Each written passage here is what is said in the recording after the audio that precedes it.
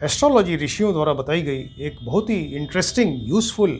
और एक मिरेकुलस विद्या है।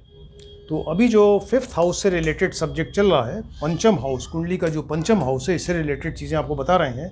तो इसमें अभी जो संतान के बारे में डिस्कशन चल रहा है, फिफ्थ हाउस से संतान देखी जाती है व्यक्ति की, तो संतान के बारे में डिस्कशन चल रहा है। तो आज जो टॉपिक है वो व्यक्ति की देखते हैं कि व्यक्ति की संतान अगर सुशील है, गुणी है और मदर फादर की केयर करने वाली, आज्ञाकारी, ओबीडियंट संतान है, तो उसको हम कुंडली में कैसे देखें।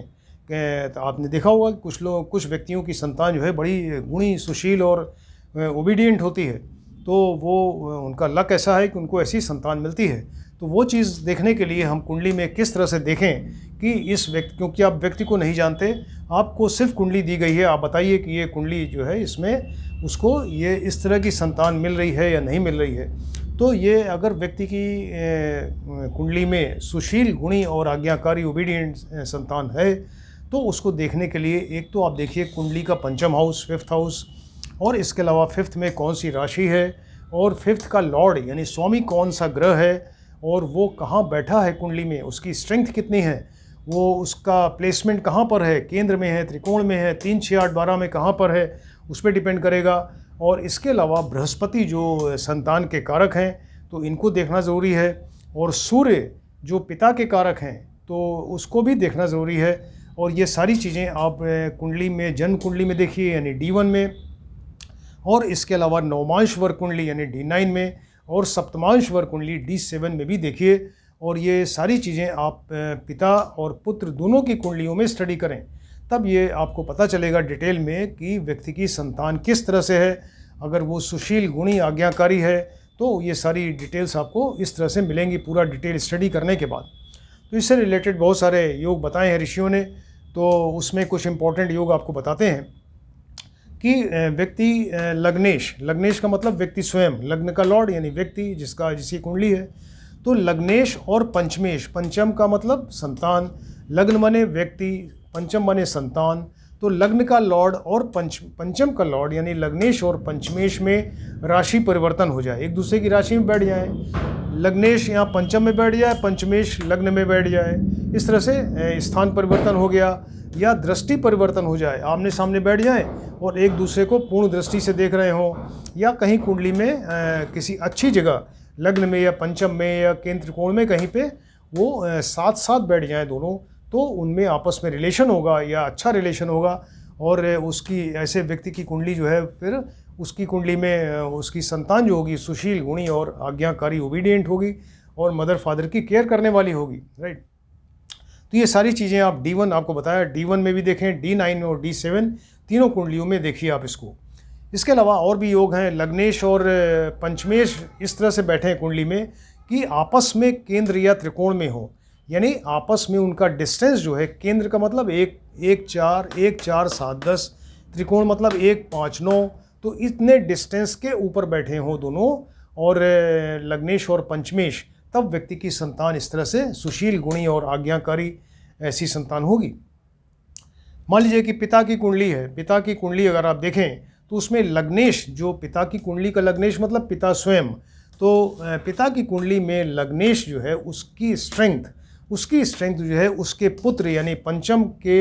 का जो लॉर्ड है, तो लग्नेश का स्ट्रेंथ अगर पंचमेश से ज़्यादा हो, लग्नेश का स्ट्रेंथ पंचमेश से ज़्यादा हो, और पुत्र की कुंडली आप देखिए, तो पुत्र की कुंडली में अगर नवमेश, जो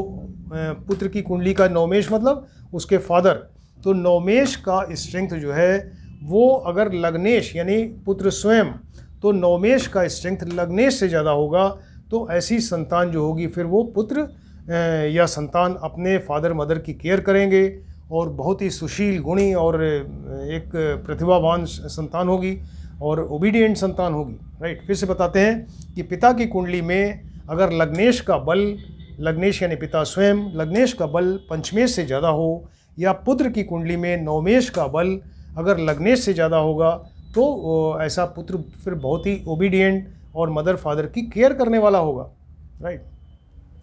सेकेंड हाउस देखिए, कुंडली का सेकेंड हाउस जो है, ये पिता की कुंडली में आप देखें तो ये सेकेंड हाउस या 9th हाउस, पिता की कुंडली में सेकेंड हाउस या 9th हाउस में जो राशि हो, वो पुत्र की कुंडली में लग्न में बैठी हो राशि, राइट। पिता की जो कुंडली में जो सेकंड या 9th हाउस में जो राशि है, राशि का नंबर, वही राशि का नंबर पुत्र की कुंडली में लग्न में बैठा हो, तो ऐसे व्यक्ति की संतान जो है फिर वो सुशील, गुणी और आज्ञाकारी होगी। पिता की कुंडली देखिए, उसमें जो 4th का लॉर्ड है चतुर्थेश, 4th का लॉर्ड यानी चतुर्थेश हुआ, ये पुत्र के लग्न में बैठ जाए या 9th नंबर या 11th स्थान में बैठ जाए, राइट। तो ऐसे देखिए, चतुर्थेश का मतलब है, चतुर्थ भाव होता है सुख का, मानसिक सुख का, इंसान के जीवन का सुख। तो पिता की कुंडली का सुख जो है वो कहाँ बैठा? पुत्र के लग्न में बैठा, यानी पुत्र के साथ बैठा, तो उसको पिता को सुख मिलेगा पुत्र से। या 9th में बैठे, पुत्र के जो फादर के स्थान में बैठा, या 11th स्थान यानी लाभ में बैठा, तो सुख का लॉर्ड जो है कहाँ बैठा? लाभ के स्थान में, या पिता के स्थान में, या पुत्र के लग्न में बैठेगा। तो ऐसे व्यक्ति को अपने पुत्र से बड़ा लाभ होगा उसको, यानी लाभ का मतलब कि उसको बड़ा सुख मिलेगा, और वो ऐसा पुत्र जो होगा या संतान होगी वो बहुत ही सुशील, गुणी और आज्ञाकारी होगी और मदर फादर की केयर करेगी, राइट। कुंडली का 5th हाउस देखिए, कुंडली का 5th हाउस में लग्नेश और त्रिकोणेश, लग्नेश का मतलब लग्न का लॉर्ड, और त्रिकोणेश मतलब 1, 5, 9 का लॉर्ड। तो कुंडली के 5th हाउस में लग्नेश और त्रिकोणेश एक साथ बैठ जाएं, लग्नेश भी यहीं बैठ गया और त्रिकोणेश यानी 5 और 9 का लॉर्ड भी यहीं बैठ गया साथ में, उस पर शुभ दृष्टि हो जाए या शुभ ग्रह की युति हो जाए, तो ये तो एक राजयोग हो गया। यानी व्यक्ति को तो हर तरह से धनी, संपन्न और वो उसको सारी सुख सुविधाओं वाला ऐसा व्यक्ति होगा, राजयोग उसको मिलेगा। साथ में उसका चूँकि पंचम स्थान पुत्र का है, ऐसे व्यक्ति को फिर उसका पुत्र भी जो होगा या संतान होगी वो बहुत ही ज़्यादा सुशील, गुणी और प्रतिभावान और मदर फादर की केयर करने वाली ऐसी संतान होगी, राइट। कुंडली का 5th हाउस देखिए, पंचम स्थान, इसका लॉर्ड। तो पंचम हाउस अगर इसका लॉर्ड यानी पंचमेश अगर जो है ये बहुत स्ट्रांग हो कुंडली में, स्ट्रांग मतलब डिग्री वाइज अच्छा हो, शुभ ग्रह की युति हो, दृष्टि हो, योग कारक हो पंचमेश, तो पंचमेश अगर कुंडली में बहुत स्ट्रांग हो, और कुंडली का सूर्य, जहाँ सूर्य बैठे हों, सूर्य का मतलब पिता, तो सूर्य भी बहुत ज़्यादा स्ट्रांग हो और वेल प्लेस्ड हो, यानी कुंडली में कहीं केंद्र या त्रिकोण में बैठे हों, तो ऐसे व्यक्ति की संतान फिर बहुत ही बढ़िया, गुणी, सुशील और आज्ञाकारी होगी। पंचमेश और नवमेश, पंचमेश, कुंडली का पंचमेश यानी उसका पुत्र, यानी इस पुत्र का मतलब संतान, तो यहाँ पर ये संतान, और नवमेश मतलब वो फादर स्वयं या फादर। तो पंचमेश और नवमेश में अगर राशि परिवर्तन हो जाए, यानी पंचमेश नवम में बैठे, नवमेश जो है पंचम में बैठ जाए, या दृष्टि संबंध हो जाए, एक दूसरे को देखें पूर्ण दृष्टि से, या दोनों साथ साथ बैठ जाएं कहीं केंद्र या त्रिकोण में, और शुभ ग्रह की युति दृष्टि हो, तो ऐसे व्यक्ति की संतान जो है फिर बहुत ही ज़्यादा सुशील, गुणी और आज्ञाकारी होगी, राइट। इस तरह से D9 कुंडली में भी आप देख सकते हैं कि पंचमेश जो है वो D9 कुंडली का जो नवमेश है, यानी D9 कुंडली का जो नवमेश का नवांश है, तो 5th हाउस का लॉर्ड जो है नवमेश कुंडली में D9 कुंडली में, नवमांश कुंडली में वो 9th स्थान में बैठे, और D9 का जो ये नवमेश है वो D1 कुंडली में यहाँ पर ये 5th स्थान में बैठ जाए, मतलब D1 और D9 के 5th और 9th के लॉर्ड में संबंध हो जाए किसी तरह से, तो व्यक्ति की संतान बहुत ही बढ़िया, सुशील, गुणी और आज्ञाकारी होगी, राइट। पंचमेश मान लीजिए 5th में बैठ गया, पंचम का लॉर्ड जो है 5th में ही बैठ गया, और लग्न को देखे, ऐसा ग्रह बैठे जो लग्न को देखे। अब देखिए पंचमेश यहाँ बैठ के लग्न को देखना है, मतलब ये 9th दृष्टि पड़ेगी, देखिए यहाँ पे 7th दृष्टि, 8, 9, तो अगर गुरु यहाँ बैठेंगे, पंचमेश में गुरु बैठ जाएंगे, पंचमेश स्वयं गुरु बैठ जाए यहाँ पंचमेश होके, तो ये लग्न को देखेंगे। या ऐसी कंडीशन हो कि लग्नेश जो है 5th में बैठ जाए, लग्नेश 5th में बैठ जाए, या पंचमेश जो है 5th में बैठ के लग्न को देखे, तो इस तरह से पंचम और लग्न में संबंध होगा, अच्छा संबंध होगा, और उसकी संतान जो है सुशील, गुणी और आज्ञाकारी होगी, राइट। 5th हाउस, 5th का लॉर्ड यानी पंचमेश का लॉर्ड जो है पंचम में ही बैठ गया, राइट। पंचम का लॉर्ड पंचमेश बैठ गया, और गुरु बहुत स्ट्रांग हो कुंडली में, और वो शुभ ग्रह युत दृष्ट हो, तो गुरु का मतलब कि संतान उसकी, तो ऐसे व्यक्ति की संतान बहुत ही ज़्यादा बढ़िया, गुणी, आज्ञा और सुशील और आज्ञाकारी होगी, राइट। कुंडली का 9th स्थान देखिए, 9th स्थान यानी फादर का स्थान, भाग्य का स्थान। तो व्यक्ति का 9th स्थान में शुभ ग्रह की युति या दृष्टि हो जाए, कोई शुभ ग्रह बैठ जाए, शुभ ग्रह की दृष्टि हो जाए, और नवमेश जो है वो भी शुभ ग्रह हो, या तो शुभ ग्रह हो या शुभ ग्रह की युति दृष्टि नवमेश पे भी हो जाए, तो उसका व्यक्ति जो है इस व्यक्ति का भाग्य ही इतना बढ़िया है कि उसको संतान जो है सुशील, गुणी और आज्ञाकारी मिलेगी। क्योंकि नवम हाउस से भी पंचम ये संतान देखते हैं, पंचम से 5 नंबर आगे 9th आएगा, और यहाँ से भी संतान देखी जाती है। तो अगर नवम हाउस में शुभ ग्रह बैठ जाए, शुभ ग्रह की दृष्टि हो जाए, या नवमेश स्वयं एक शुभ ग्रह हो जाए, शुभ ग्रह की युति दृष्टि हो जाए, तो उसकी संतान जो है बड़ी सुशील, गुणी और आज्ञाकारी होगी, राइट। 9th हाउस में मान लीजिए गुरु बैठ जाए, 9th हाउस में गुरु स्वयं बैठ गए, यानी संतान बैठ गया भाग्य के स्थान में, या गुरु जो है वो नवमेश हो जाए, गुरु नवम के लॉर्ड बन जाए, तो ऐसे व्यक्ति की संतान सुशील, गुणी और आज्ञाकारी होगी, राइट। नवमेश नवम का लॉर्ड जो है 7th में बैठ जाए, नवम का लॉर्ड यानी स्वामी जो है 7th में बैठ जाए, उस पर गुरु की दृष्टि हो जाए, और सूर्य, ऐसे व्यक्ति की कुंडली में सूर्य जो है कहीं त्रिकोण में बैठे हों, तो फिर क्या हो, तो फिर बहुत ही बढ़िया ये उसकी संतान जो है सुशील, गुणी और आज्ञाकारी होगी। नवमेश कोई बहुत ही शुभ ग्रह हो, डिग्री वाइज बढ़िया हो, शुभ ग्रह की युति दृष्टि हो, और सूर्य और नवम का संबंध, सूर्य मतलब पिता, नवम मतलब पिता, तो इनका या भाग्य, इनका संबंध जो है गुरु से हो जाए, संतान से हो जाए, तो नवमेश देखिए शुभ ग्रह है, और सूर्य जो है वो सूर्य और नवम का संबंध अगर गुरु से हो गया, तो व्यक्ति की संतान सुशील, गुणी और आज्ञाकारी होगी। कुंडली में नवमेश जो नवम का लॉर्ड है, ये कहीं एग्जैल्टेड यानी उच्च राशि में हो जाए, अपनी स्वयं की राशि में हो जाए, स्वराशि में, और केंद्र या त्रिकोण में बैठ जाए, तो व्यक्ति की संतान बहुत ही बढ़िया सुशील, गुणी और प्रतिभावान, आज्ञाकारी और मदर फादर की केयर करने वाली होगी, राइट। दशमेश यानी इंसान का कर्म जो है वो 9th हाउस में बैठ जाए, कर्म उसका बैठा 9th हाउस में। तो ये पुत्र की कुंडली में आप देख सकते हैं, पुत्र की कुंडली जो है उसकी कुंडली में अगर आप देखिए, तो पुत्र का जो कर्म है, कर्म का स्थान, उसका लॉर्ड कहाँ बैठा, 9th स्थान में, यानी अपने फादर के स्थान में बैठ गया, और उस पर शुभ ग्रह की युति दृष्टि हो जाए, तो ऐसा जो पुत्र होगा बड़ा धार्मिक होगा, और अपने फादर की काफ़ी केयर करेगा, और फादर के लिए ओबीडियंट होगा वो, राइट। पंचमेश जो कुंडली का पंचमेश है, देखिए पंचम का लॉर्ड है, ये संतान का घर, संतान का लॉर्ड हो गया। तो पंचमेश और आरूढ़ पद लग्न, एक होता है आरूढ़ पद या लग्न पद का स्वामी, पंचमेश यानी पंचम का लॉर्ड, और आरूढ़ पद या लग्न पद का जो स्वामी है, इनमें आपस में मित्रता हो, और शुभ स्थान में कहीं शुभ होके कहीं बैठे हों, वेल प्लेस्ड हो, केंद्र या त्रिकोण में हो, तो फिर ऐसे व्यक्ति की संतान जो है सुशील, गुणी, आज्ञाकारी होती है। एक ये नया टर्म आपको बताया कि आरूढ़ पद या लग्न पद, आप को बता दें इसका डिटेल के बारे में। आरूढ़ पद या लग्न पद होता क्या है, तो कुंडली में जो लग्न का लॉर्ड है, लग्न का लॉर्ड यानी लग्नेश, तो लग्न से जितने डिस्टेंस की दूरी पे लग्न का लॉर्ड बैठा होगा, मान लीजिए लग्न का लॉर्ड यहाँ बैठ गया 10th हाउस में, राइट, तो लग्न से लग्न का लॉर्ड जो है वो लग्नेश कितनी दूर बैठा, वो 10 स्थान दूर पे बैठा, तो उतने ही, मतलब अब इस स्थान से जो 10th स्थान में, यहाँ से देखेंगे 10th स्थान ये वाला आएगा, 7th स्थान, तो अगर ये 7th स्थान में जो राशि होगी उसका लॉर्ड जो होगा वो आरूढ़ पद या लग्न पद का स्वामी होगा।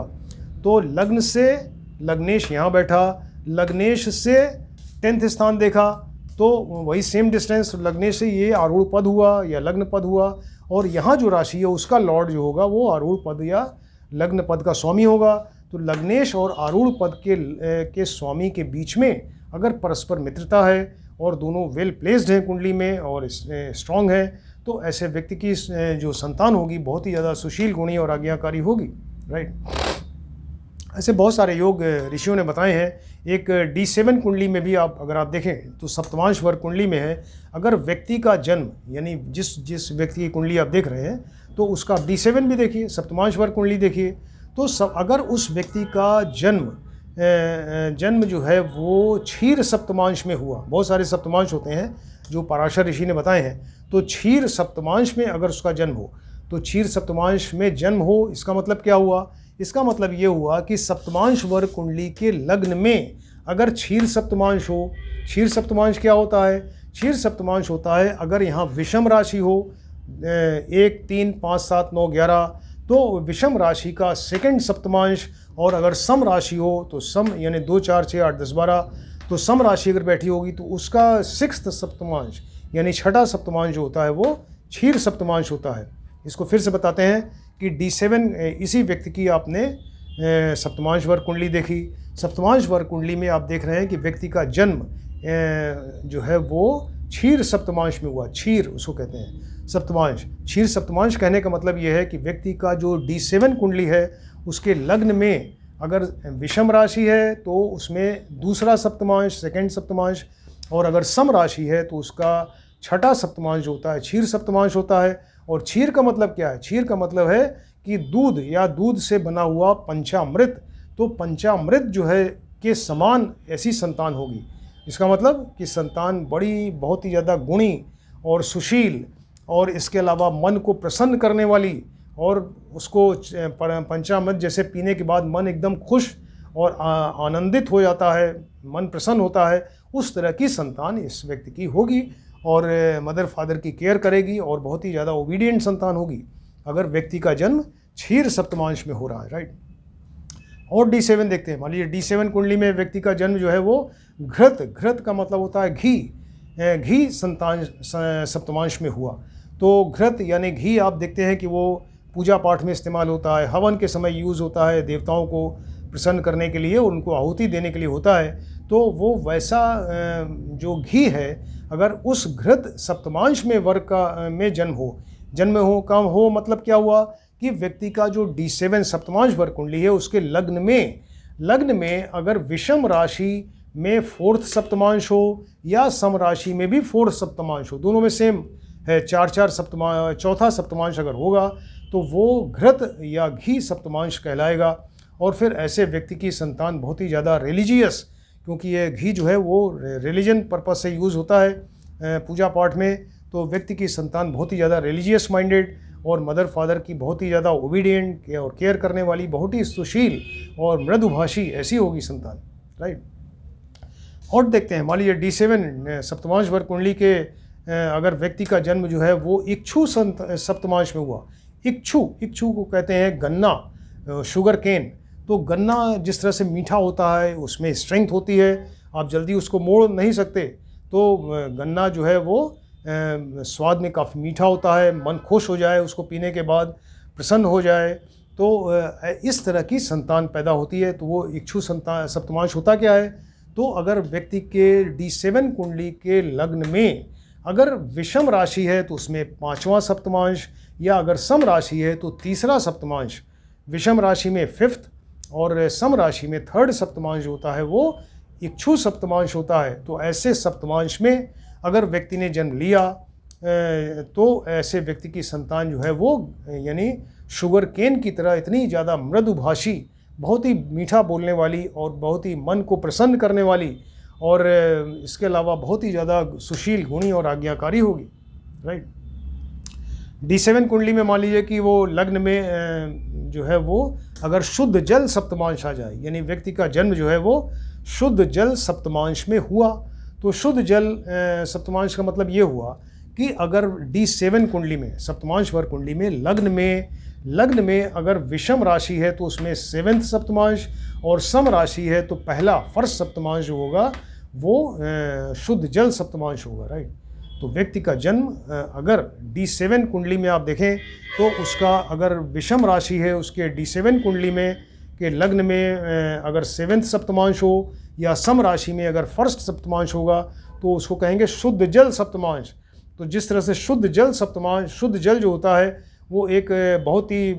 पवित्र और निर्दोष इस तरह का होता है शुद्ध जल, और जो मतलब वो इंसान को जीवन देने वाला और उसके मन को खुश करने वाला और उसकी प्यास बुझाने वाला, इस तरह का शुद्ध जल जो होता है, तो वैसी ही संतान होगी जो व्यक्ति को प्रसन्न कर दे बिल्कुल, और उसकी संतान जो है बहुत ही सुशील, गुणी और आज्ञाकारी या मदर फादर की केयर करने वाली और बहुत ही ओबीडियंट संतान होगी। इस तरह के बहुत सारे योग बताए हैं ऋषियों ने, तो हमने कुछ इंपॉर्टेंट योग आपको बताए। तो कितनी ज़्यादा इंटरेस्टिंग, कितना ज़्यादा सोचिए इंटरेस्टिंग, और इसीलिए कि इसको कहते हैं मिरेकुलस, बिल्कुल एक आश्चर्यचकित करने वाली ये संतान। आज से हज़ारों साल पहले ऋषियों ने बताया इसको, थाउजेंड्स ऑफ ईयर्स बैक। उस समय ऐसा कोई टेलीस्कोप या ऐसा इंस्ट्रूमेंट नहीं था कि आकाश में आप जो है ये ग्रहों, नक्षत्रों और राशियों को देखें, नहीं संभव था। तो उन्होंने अपनी दिव्य दृष्टि से सारा स्टडी करके, और जो ये साइंस दिया है, एक विज्ञान है, साइंस है एस्ट्रोलॉजी, तो इसको जो बताया है इसको आप ध्यान से देखें और स्टडी करें। बहुत से लोग इसको नकार देते हैं कि अरे ये क्या फालतू चीज़ें, ऐसा नहीं है, क्योंकि वो जानते ही नहीं इसके बारे में। अगर आप इसको जानेंगे, समझेंगे और इसकी स्टडी करेंगे, तब आपको पता चलेगा कि कितनी ज़्यादा मिरेकुलस चीज़ है ये, कितना ज़्यादा इसके अंदर मिरेकल्स भरे हुए हैं, राइट। तो ये सिर्फ एक कुंडली, जो ब्रह्मांड का पूरा स्ट्रक्चर एक कुंडली में है, इसको देख के आप दुनिया की सारी चीज़ें, सब कुछ बता सकते हैं, ये 12 हाउसेस, 12 राशि और 9 प्लैनेट्स की मदद से, राइट। तो इसको आप ध्यान से देखें और स्टडी करें, कितना ज़्यादा इंटरेस्टिंग सब्जेक्ट है। Thank you.